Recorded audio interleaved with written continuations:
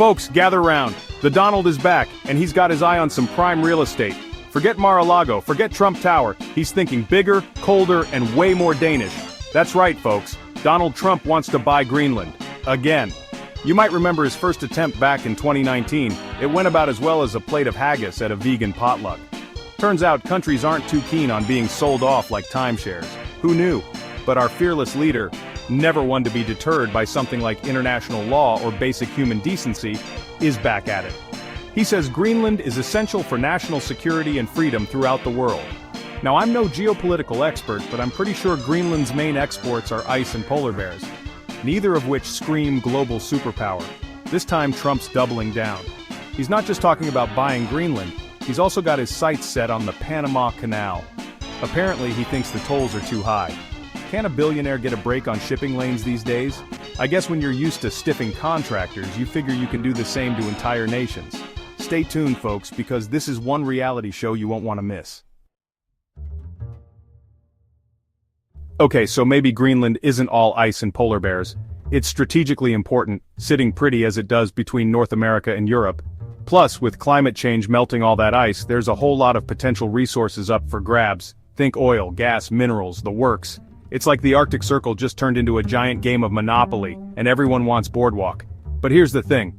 Greenland isn't some empty frozen wasteland just waiting for someone to claim it. It's got a population, a culture, and a government. They even have their own parliament. Sure, they're part of the Kingdom of Denmark, but they've got a lot of autonomy. It's like that cool uncle who lets you stay up late and eat ice cream for dinner, but you still gotta answer to your parents in the end. Denmark, for their part, has politely, again, told Trump that Greenland is not for sale. They even pointed out that the US already has a military base there, Thule Air Base, so they're not exactly strangers. It's like trying to buy your neighbor's house when you're already borrowing their lawnmower. Just a tad awkward, don't you think? Now let's talk Panama Canal. This thing is an engineering marvel, connecting the Atlantic and Pacific Oceans and saving ships a whole lot of time and trouble. It's like the express lane of global trade, and the US has always liked having its finger on the button. I mean, we did build the darn thing back in the early 1900s, but here's the catch. We don't control it anymore. Back in 1999 we handed it over to Panama like a grown-up giving their kid the keys to the car, after installing a tracking device, of course. It was a big deal, a symbol of US-Panamanian relations and all that jazz.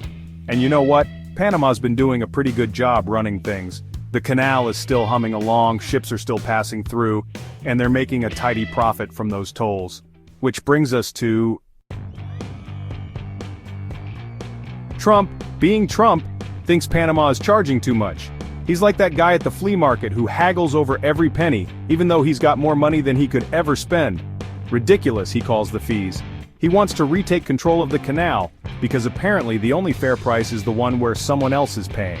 Panama, understandably, is not amused. Their president basically told Trump to take a hike, reminding him that Panama is an independent nation, not some subsidiary of Trump Industries. They even pointed out that the US is the biggest user of the canal, so maybe we should be thanking them for keeping things running smoothly. So there you have it, folks. Donald Trump, the self-proclaimed king of deals, trying to buy his way into international influence. It's enough to make you wonder if he's lost his mind, his marbles, or maybe just